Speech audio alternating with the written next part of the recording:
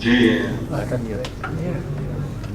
बहुत ही इस बात का अचंभा है कि अगर कोई व्यक्ति ये कहता है कि चिकित्सा पे अगर खर्चा बढ़ाया जा रहा है तो वो राजनीति से प्रेरित है। शायद जिसने भी ऐसा वक्तव्य दिया है, जो बुनियादी प्राथमिकताएं हैं भारत की, उनसे शायद वो अवगत नहीं। हमारा तो सदा से ये मानना रहा है कि शिक्षा और स्वास्थ्य दो ऐसे क्षेत्र हैं जहां पर आप जितना अधिक से अधिक खर्चा कर सके और उसका लाभ सीधे तौर से लोगों को पहुंच सके, वो देश के भविष्य के लिए बहुत ही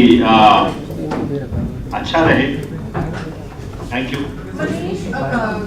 Akhilesh has been interviewed for that. He's saying that the Congress should manipulate the EVM for getting a good result.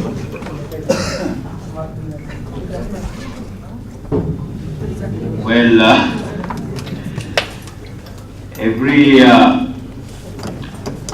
individual who's been, or every political party which has been nervous about losing, has always been resorting to the excuse of EVM manipulation.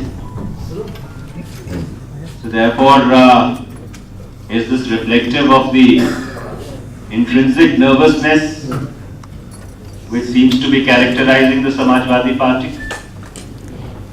Otherwise, there should be no reason as to why questions with regard to the efficacy of the EVM should be raised at this stage, when just the final phase of polling is left to be completed in UP. Manishi, Yeah, Venkat. Manishi, recently two fishermen shot dead by the Italian Italian ship security guard. And for the Kerala now, state government and the affected party have demanded compensation of 3 crore rupees, and the vessel has been seized. The security, the person who was involved in the shooting incidents are taken into police custody. Whereas in Tamil Nadu, if you go through the last 10-15 years, more than 5,000 fishermen have been shot dead by the Sri Lankan naval forces in Indian waters. How many vessels have been seized? How many persons have been taken into police custody? Is it because the Kerala is going through a by-election, the government is doing all these things? What is the reaction? Venkat, I understand the sensitivity with which you raised this question. And I don't think it's appropriate to draw this parallel. Because if the government has acted in the case of Kerala, both the state government of Kerala and the Union of India, that's something which should be appreciated. Insofar as Tamil Nadu is concerned, if my memory serves me properly, whenever there has been an incident in which fisher folk from Tamil Nadu have unfortunately been targeted by the Sri Lankan government, the issue has been raised at the highest level by the MEA through various other channels with the Sri Lankan government. And I think the action which the government of India has taken in the Kerala case should really set the benchmark for the future course of action with regard to any atrocity which is committed on any Indian citizen. But in Calcutta, especially West Bengal, there has been great taking place, and Chief Minister being very adamant, very absurd remarks. Even today, there has been a rape of a table down there. How do you see to realize it being so insensitive? But I think if any incident in which the modesty of any woman is outraged takes place, it's both extremely unfortunate and it's very regrettable. But then all these matters, essentially fall within the purview of criminal law. So therefore, if on a particular issue, there is an investigation which is pending or which is in progress, I think propriety demands that we really do not comment about it. And we allow the investigation to culminate into an appropriate judicial proceeding. Yeah, Arif. What is the Congress assessment after the sixth phase of polling? Where do you stand in the Well, our assessment after the sixth phase of polling is that the people in Uttar Pradesh are looking for a change. The Congress has been able to not only measure up to the aspirations of the people, but I think both our campaign and our candidates have put up a splendid performance in terms of reaching out to the people. And we do hope that on 6th of March, when the results come in, they measure up to our expectations. BJP के युवा नेता वरुण गांधी काफी नाराज चल रहे हैं और उनको चुनाव प्रचार में भी उन्होंने काफी प्रचार नहीं किया, अपने क्षेत्र तक ही सीमित रहे। आपको लगता है कि अब उनको गांधी परिवार से जुड़कर कांग्रेस में आ जाना चाहिए? देखिए, भारतीय जनता पार्टी किसको चुनाव प्रचार के लिए इस्तेमाल करती है, किसको चुनाव प्रचार के लिए नहीं इस्तेमाल करती, ये उनका क्षेत्र है। जहां तक कांग्रेस का सवाल है, कांग्रेस हर चुनाव अपने घोषणा पत्र पर, अपने किए हुए काम पर, अपने वायदों पर और अपनी नीतियों पर और वरुण गांधी की हाइपोथेटिकल सवालों के ऊपर नहीं, वरुण गांधी नाराज चल रहा है, इसको लेकर ये सवाल ये है, कोई नाराज है नहीं नाराज है तो आप उनसे पूछिए कि क्यों नाराज है। हर चीज के ऊपर हमारी टिप्पणी जरूरी नहीं है। Yeah, Manish, Supreme Court has taken note of the RSS chief statement and said that it should have been done. So this statement is not called for. Because RSS chief had spoken about how the Hindu groups were being targeted in last days.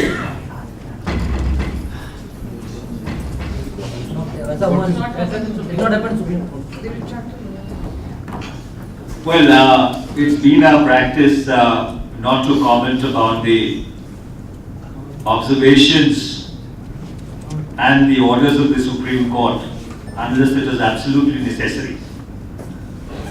But I would definitely like to point out that the statement of the RSS Sanchalak, which was reported in some newspapers today, is not something that we are surprised at. You know, it's reflective of their continuing double standards and selectivity on the question of terror. In fact, whenever the Bharatiya Janata Party or the RSS has been called to measure up on their rhetoric with regard to terror, they have always been found wanting. In fact, often you see, as I had elaborated at length in my previous briefing, as to how supposed principal standards or supposed principal stands on terror are very quickly sacrificed at the altar of political expediency. So therefore, if you see their conduct in a perspective, I don't think any secular or any pluralist person should be surprised at the RSS selectivity. This is reflective of both their intrinsic DNA and double standards of nation. देखिए, उच्चतम न्यायालय के बयान के ऊपर हम अनावश्यक टिप्पणियां नहीं करते और जहां तक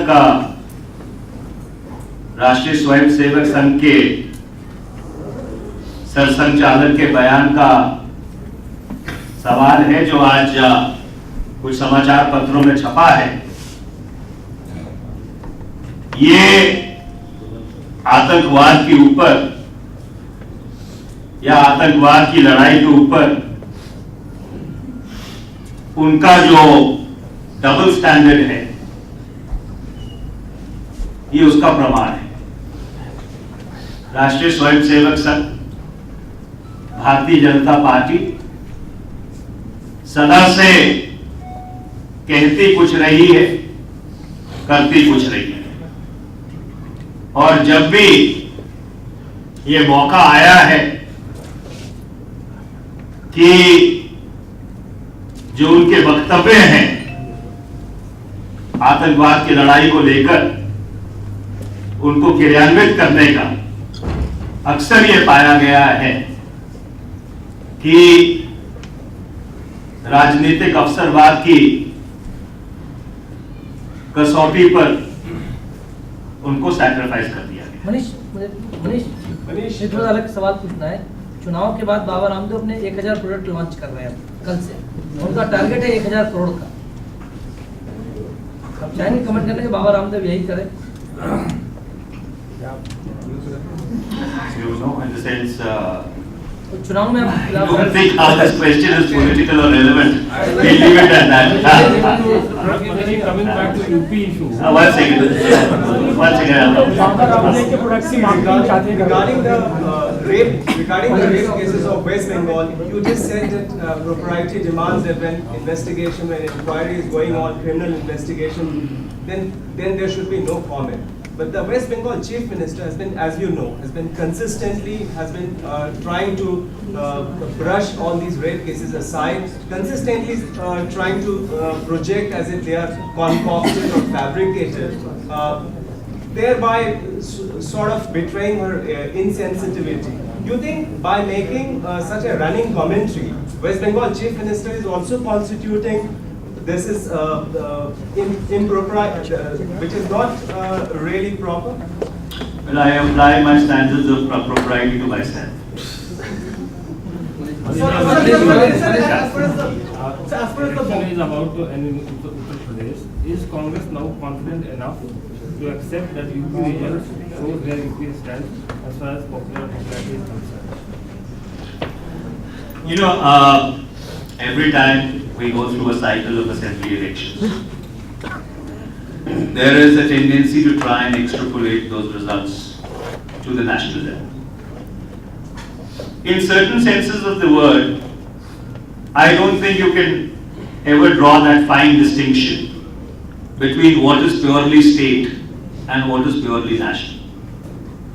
But I think it's appropriate that any state election result is evaluated in the context of the issues on which that election is fought.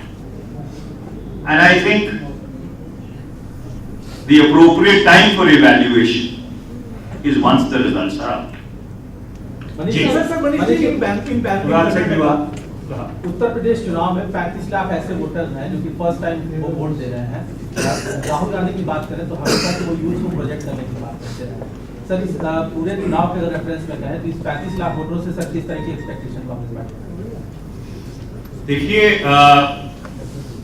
हर मतदाता से हमारी एक ही अपेक्षा रहती है, एक ही आकांक्षा रहती है कि वो कांग्रेस पार्टी को वोट दे, चाहे वो 18 वर्ष का हो या 80 वर्ष का। Regarding the LCP, Mamata Banerjee was proposing the center, but the same was for the RCM. Do you think that that was being?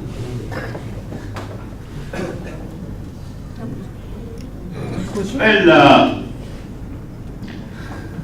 you know, I'm not very given to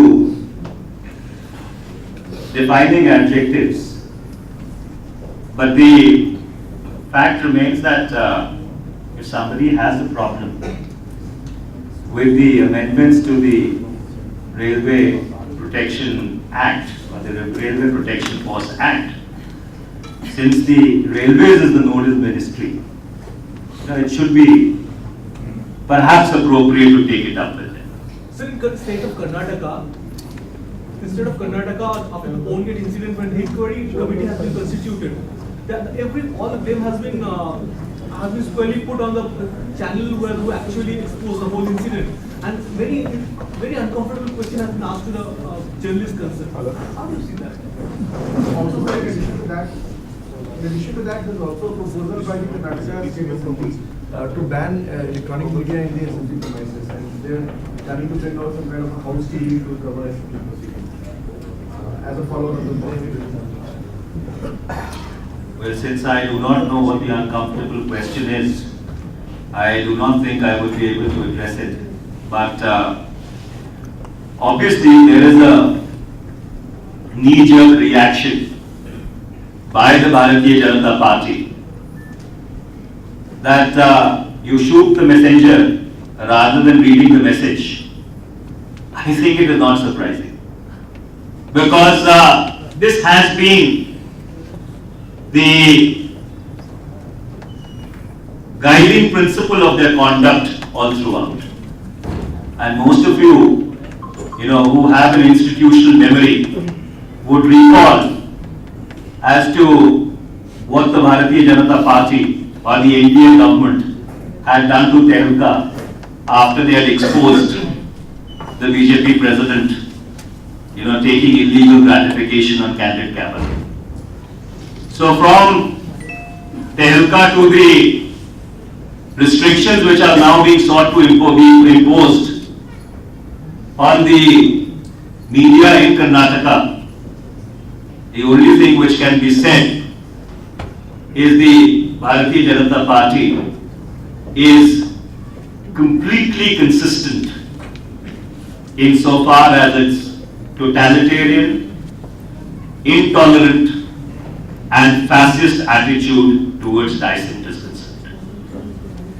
Sir, मेरा एक सवाल ये है कि पहले NCTC, उसके बाद अब RPF एक्ट, हालांकि ये सवाल रेल मंत्रालय को आंसर करना चाहिए, लेकिन आपको लगता नहीं कि जब भी कोई इस तरह की बात आती है तो जो गैर कांग्रेस शासित राज्य होते हैं वही विरोध करते हैं केंद्र की किसी भी इस तरह के पहल का जो कि कानून और व्यवस्था से जुड़ी हुई होती है।